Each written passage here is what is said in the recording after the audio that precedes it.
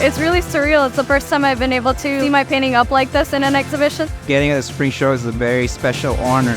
People keep coming and see our work and start. It's so cool. It also just shows like our growth, I think, too. Just that's like true, how yeah. far we've come. Students are coming from all different levels, everywhere from like industry veterans that are working professionally all the way to people that haven't even played a game in their entire life. You actually get to collaborate with people who are not in your degree. So I was talking to concept artists, I was talking to animators. They gave me a foundation that has influenced all of my decision-making and skill set moving forward, even with all the new technology. Also the partnerships. I got my internship through some of those sponsor classes. There was people teaching the classes as they are working on a feature films, animation. I've taken a lot of classes that had a heavy focus on getting into the industry, building up a portfolio, understanding how to interview, how to write a resume. My boss saw my portfolio that I made in one of our portfolio building classes and then offered me a job. I had amazing professors. I show with some of them now in a lot of group exhibitions, which is really mind-boggling to me. No matter what question I have, I've always had a